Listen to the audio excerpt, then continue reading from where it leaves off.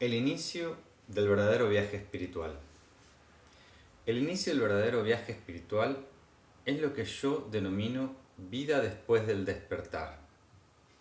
En lugar de ser una vida vivida desde un ego separado, desde la ilusión o desde la personalidad del ego, se trata de una vida vivida desde la comprensión consciente de nuestra verdadera naturaleza, que es la conciencia. Y eso es, de hecho, una vida nueva. Es un comienzo, es el final de la identificación con los pensamientos, con las sensaciones y con la personalidad del ego.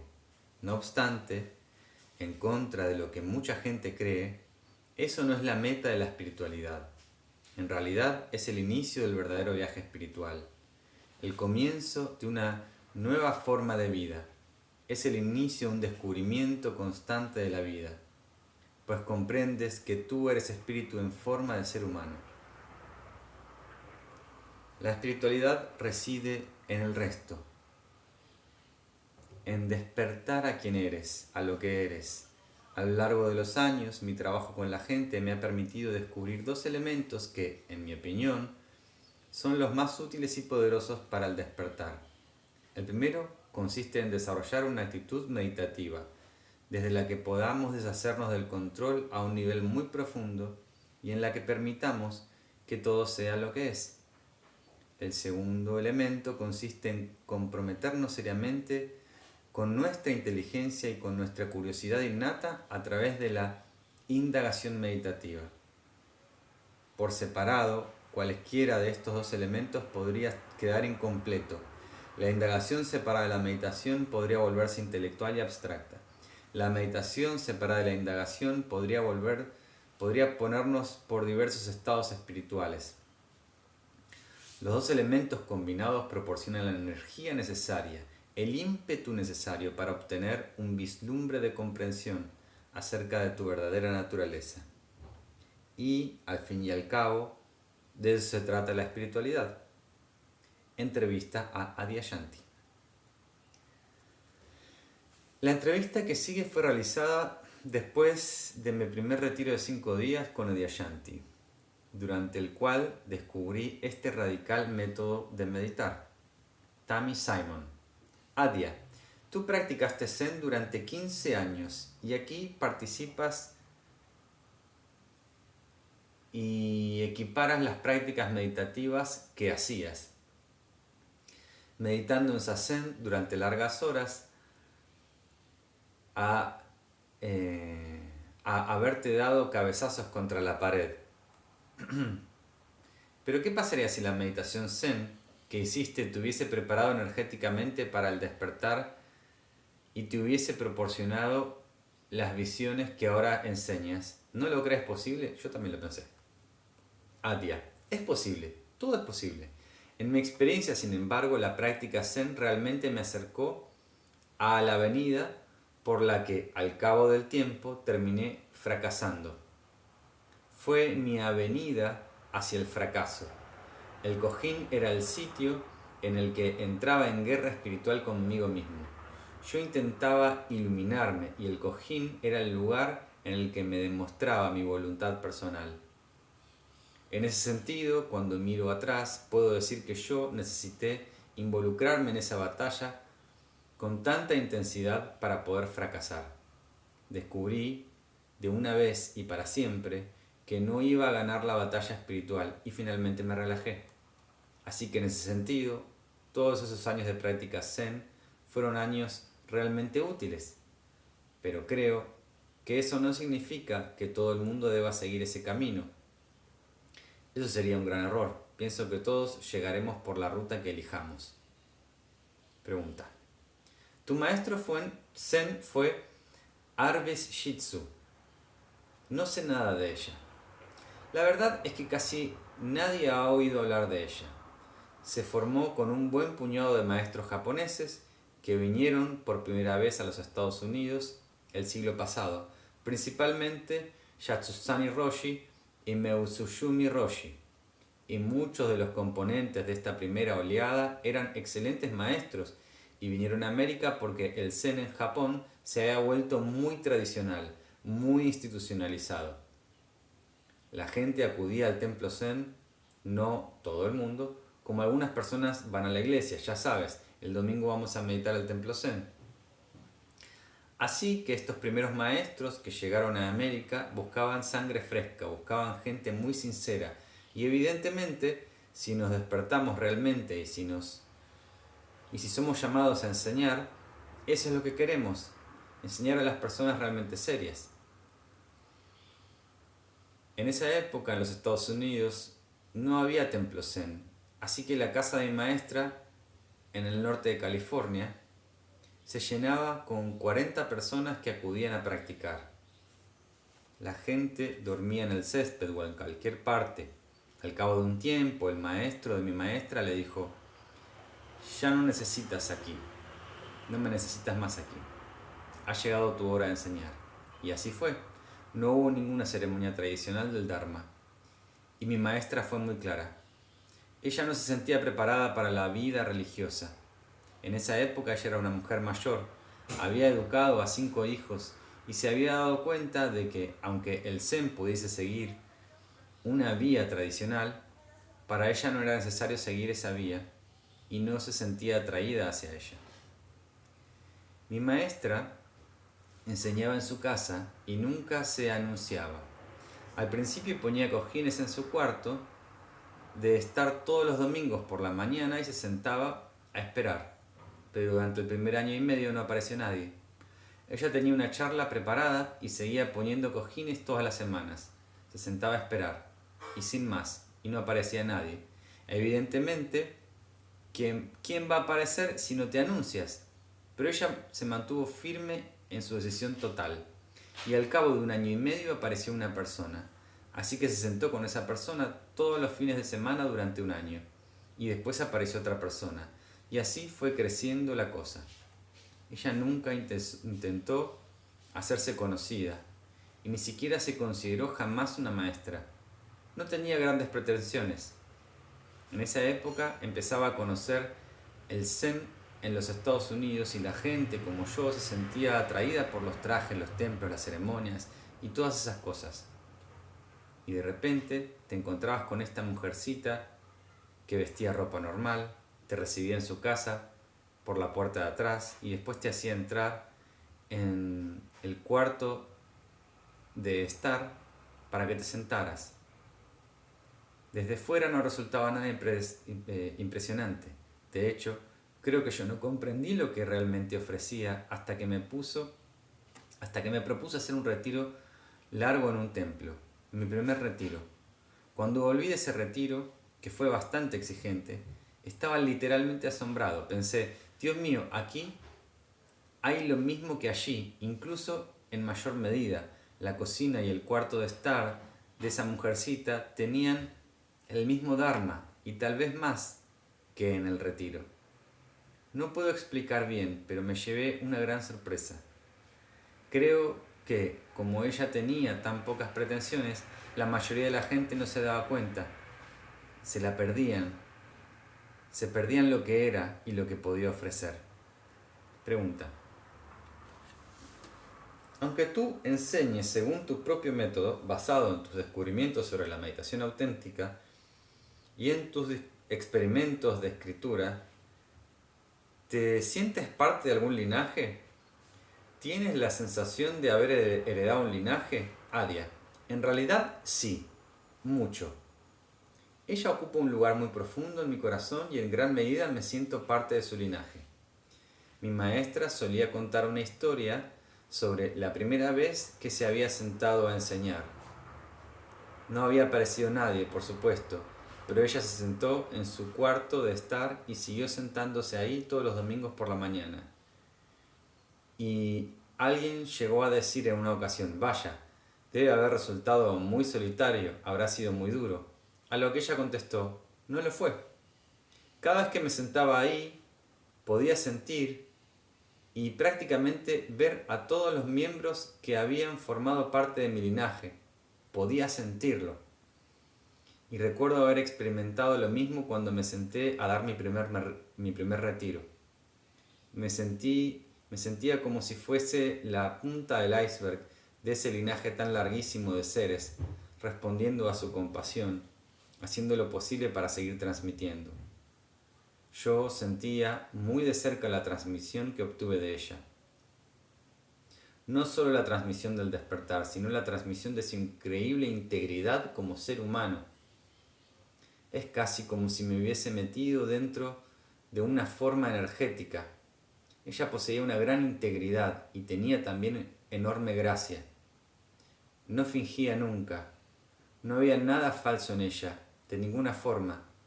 Tardé muchos años en ver que lentamente había ido heredado la compasión y la comprensión de esa integridad. Yo no tengo tanta gracia como ella, pero una parte de mi cuerpo se siente prácticamente igual que su integridad. Se siente energéticamente como ella. Eso fue probablemente su transmisión más importante.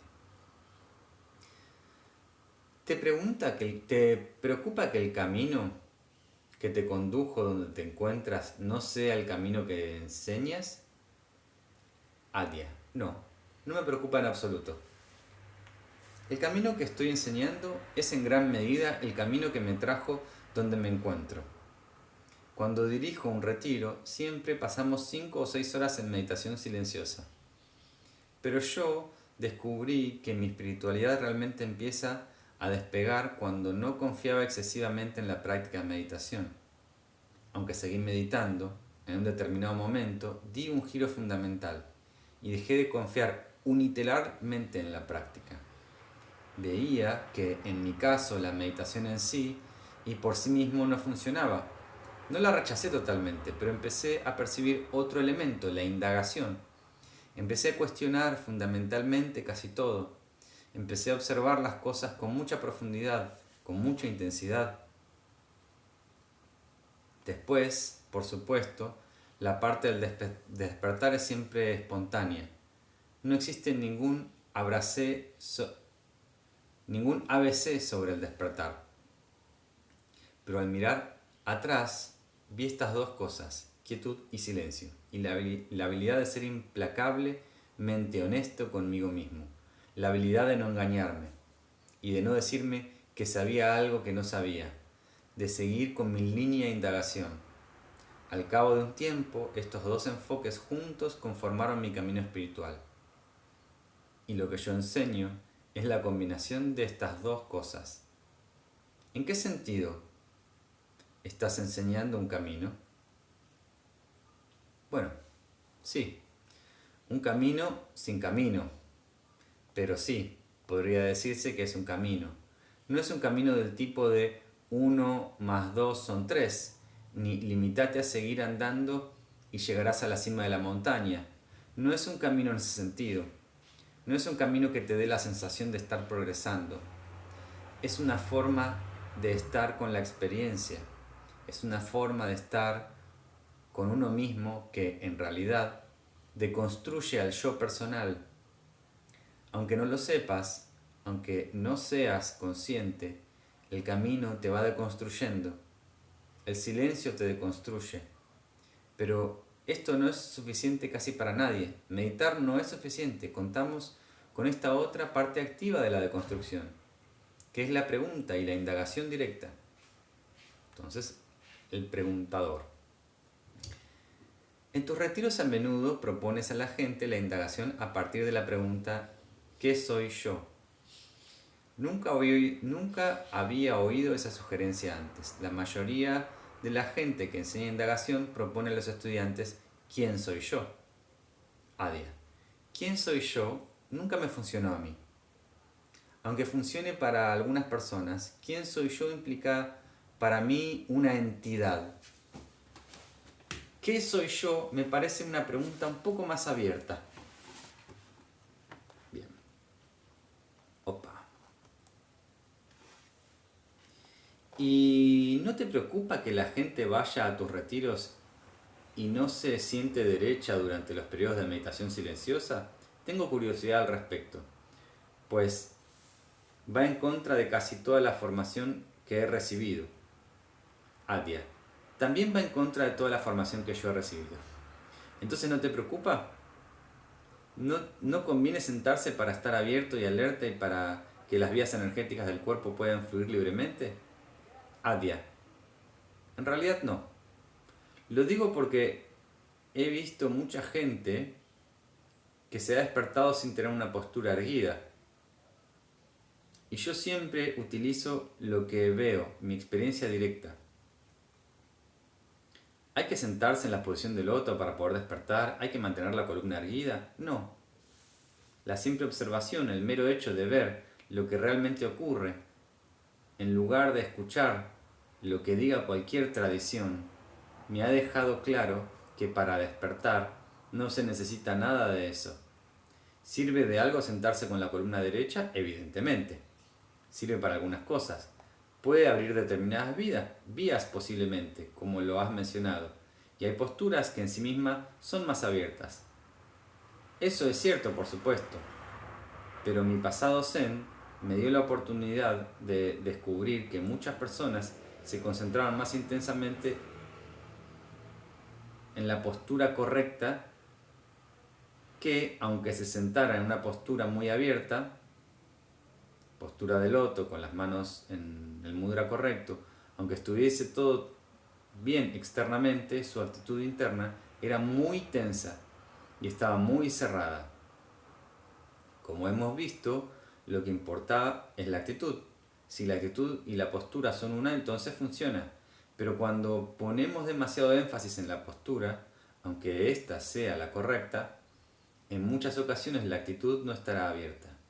Y la actitud interna es la que contiene todo el poder. Hay una enseñanza que dice que la postura correcta dará paso a la actitud correcta, pero no es así, al menos para mucha gente. Muchos maestros de meditación enseñan a los principiantes alguna práctica de concentración. Luego, cuando ya están acostumbrados a las prácticas básicas de concentración, les dejan relajarse un poco y explorar. Creo que muchos maestros de meditación enseñan la concentración al principio para evitar que los estudiantes se pasen el tiempo divagando en vez de meditar. Es muy probable. Pero ¿no te asusta que la gente que asiste a tus retiros y que no ha recibido esa formación se pierda divagando en sus pensamientos? Adyayanti. He comprobado que la gente que acude a los retiros generalmente no ha meditado nunca o ha seguido alguna tradición de meditación. En cualquiera de los dos casos, tal vez necesiten algo de tiempo para captar lo que yo enseño. Y, por supuesto, cuando dejamos de manipular la mente, muchas veces se vuelve un poco loca durante un tiempo. Pero, según mis descubrimientos, cuanto más tiempo pueda pasar la gente sin manipular, normalmente no estamos hablando de años ni meses, más naturalmente se irán calmando las cosas. La gente me pregunta, ¿puedo repetir mi mantra? ¿Puedo observar mi respiración? Si les digo que, por supuesto, que lo hagan si les funcionan, si eso te sirve, sigue adelante y hazlo. Limítate a hacerlo cada vez menos y menos y menos.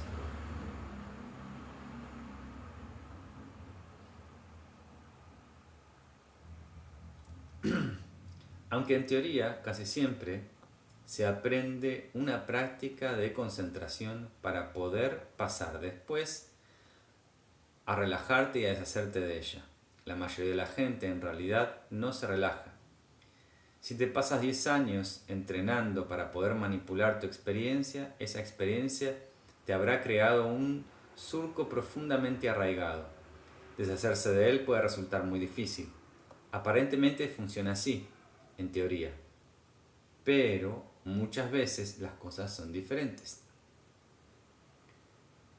Creo que la gente, y quizás ciertos maestros, aunque no sé a ciencia cierta, a veces temen que la mente no sepa detenerse si dejamos que se vuelva loca durante un tiempo, si dejamos de manipular la experiencia, o temen que la gente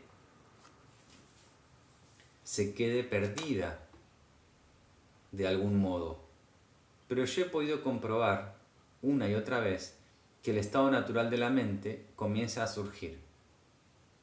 El maestro Zen Suzuki Roshi decía que la mejor forma de controlar a una vaca era dándole un campo enorme, colocándole unas vallas no muy juntas. Y en cierto modo, creo que eso es lo que estoy haciendo. Se trata de crear un campo realmente grande y acostumbrada a seguir, y con el tiempo la mente dejará de intentar salirse de él. La gente está acostumbrada a seguir otro proceso, pero yo veo constantemente que los que llegan a los retiros tardan un día, 2, 3, a veces 4 en empezar a experimentar un proceso natural de relajación y de silencio. Pregunta: ¿no te preocupa que, en vez de meditar, la gente se ponga a divagar mentalmente o a alucinar? No. Imagino que en este sentido difiero de muchos maestros. No me veo en absoluto en el papel de profesor o de progenitor de nadie. Yo estoy aquí para hablar del despertar a las personas que sean verdaderamente sinceras. Si todavía no tienen esa sinceridad, entonces están con la persona equivocada, porque no van a obtener esa sinceridad de mí. Y yo no voy a invertir mucha energía en su falsa sinceridad. Sé que hay muchas tradiciones en las que los maestros intentan que sus estudiantes sean sinceros. Y yo no digo que eso esté mal, de ninguna forma, sino que eso no es lo que ocurre conmigo. Mi actitud es: sé sincero. Tu sinceridad se convertirá en una fuerza realmente poderosa en tu vida. Y si no lo eres, la postura y todo lo demás realmente no tendrá mucho efecto. Así que si quieres sentarte en una hamaca y pasarte el día mirando las nubes, es asunto tuyo. ¿Entiendes lo que quiero decir? Si eso es lo que quieres hacer, entonces es lo que harás. Si me preguntas, yo no voy a hacer como si eso fuese sincero. Y por tanto, no haré nada para que pueda llevarte al despertar. Pero yo no estoy aquí para intentar cambiar lo que la gente quiere. Yo estoy aquí, y si tú realmente quieres la verdad, entonces tenemos algo de qué hablar. La sinceridad depende totalmente de ti, no es de mi incumbencia. El material de tu sinceridad dejará que te hundas o te permitirá nadar. Si lo entiendes bien, y si no lo entiendes, yo no te voy a rescatar. En ese sentido, los canguros infantiles y yo no tenemos nada en común. Pregunta: ¿qué le dirías a alguien que se siente parcialmente sincero en la búsqueda de la verdad, pero que a la vez se siente parcialmente insincero? Adyashanti: creo que la mayoría se siente así cuando se mete a fondo en la cuestión. Tiene esa sensación de división. Normalmente les propongo que miren en su interior y que lleven a cabo una indagación profunda, una indagación abierta en lo que quieren de verdad. Les pido que no supongan nada de lo que quieren y suelo decirles que no construyan lo que creen que debería querer y lo que les haya dicho ningún maestro sobre lo que deberían querer. Observa realmente lo que tú quieres de verdad, realmente. Esta indagación solo la podrás llevar a cabo si no tienes ningún debería, si no tienes ideas preconcebidas sobre lo que deberías querer. Cuando hablo de integridad me refiero a esto, a la voluntad de averiguarlo realmente por ti mismo. Y lo que he descubierto es que si alguien observa de verdad y se involucra en esa investigación, en observar realmente lo que quiere, esta indagación podrá llevarle al lugar más unificado. Le llevará allí de un modo natural. Y para mí esto es mucho mejor que intentar llegar a un lugar mediante la disciplina. Pues la gente ha oído hablar de esa clase de enseñanzas. Debe desear el despertar más que ninguna otra cosa. Y es cierto, pero hasta que llegues ahí, no puedes fingir tu camino. No puedes hacer como si hubieras llegado. Y en realidad creo que hay muchas personas lo están haciendo. Escuchan las enseñanzas y después fingen estar en un lugar en el que no están. Mi forma de enseñar es totalmente diferente, porque sé que si las personas observan en su interior profundamente, encontrarán que realmente desean la verdad auténtica. Sé que si observan su interior durante suficiente tiempo, eso es lo que descubrirán, porque es la base de su ser.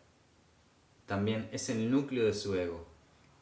Incluso el ego, en lo más profundo, desea la verdad. Pregunta: ¿qué quiere decir con eso de que el núcleo de tu ego desea la verdad? Yo creía que mi ego deseaba cosas como fama, poder, dinero y la dominación. Adyashanti. Y las desea. También desea eso. Aunque en realidad sea bastante superficial. Se trata de deseos superficiales, de voluntades superficiales. Evidentemente los egos desean todas esas cosas, pero si penetras con suficiente profundidad en el yo del ego, en lo profundo de su núcleo, te encontrarás con la verdad, te encontrarás con lo divino. Su chispa se encuentra precisamente en el núcleo de todo. Por eso le dedico tiempo a darle espacio al ego. La gente me dirá, creo que no deseo la verdad, quiero hacer esto o quiero tener aquello. Y yo digo, ve por ello y hazlo, cava un pozo. Y no deja de sorprenderme lo que ocurre cada vez que le dices a alguien lo siguiente. Puedes hacer lo que quieras, puedes querer lo que quieras, sigue así, a mí no me importa.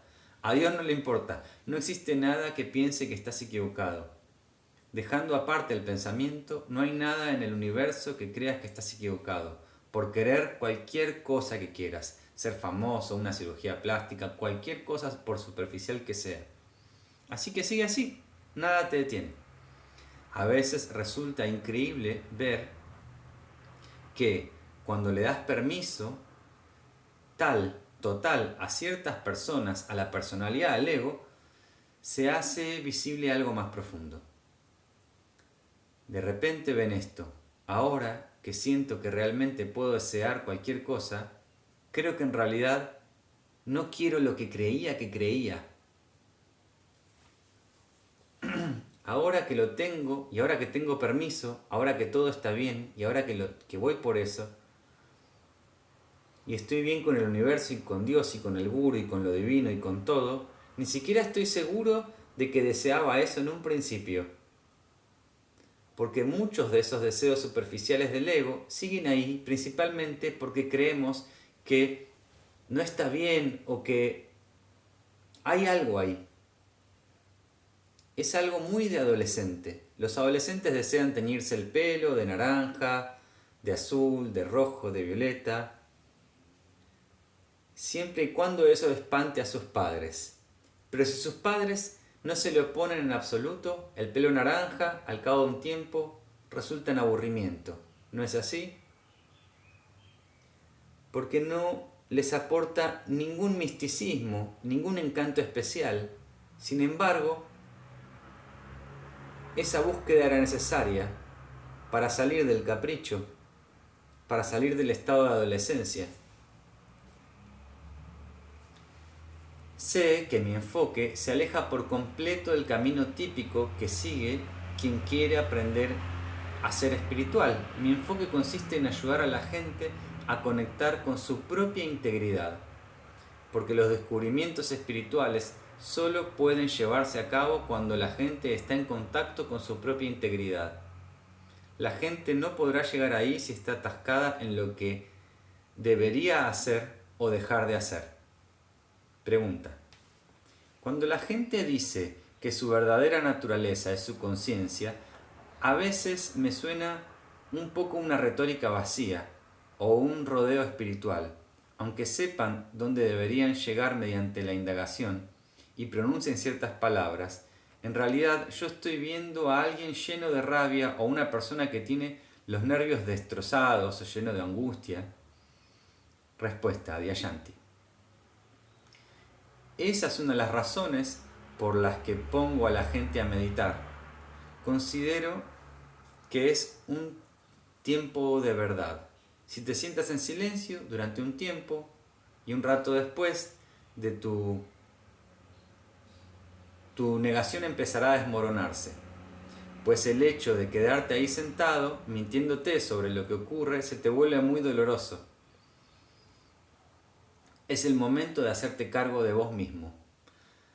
En nuestros retiros la gente se levanta, antes o después, se pone a hablar sobre un miedo de siempre o sobre un asunto pendiente de resolver que nunca tuvo en cuenta, o sobre la rabia que siente o sobre la tristeza que siente, que siguen sintiendo y teniendo y sucediendo 20 años de algo de 20 años del pasado. Basta con sentarse en silencio. Al cabo de un rato la gente empieza a derrumbarse. Y esa es una de las razones por las cuales enseño la indagación y la meditación. Si la gente cree que ha despertado a su naturaleza verdadera y sin embargo no es capaz de quedarse sentado en silencio, sin volverse loca, sin llorar, sin angustiarse, sin enojarse, sin entrar en celos, remordimientos, la meditación es como el horno que seca la verdad, que saca la verdad al exterior.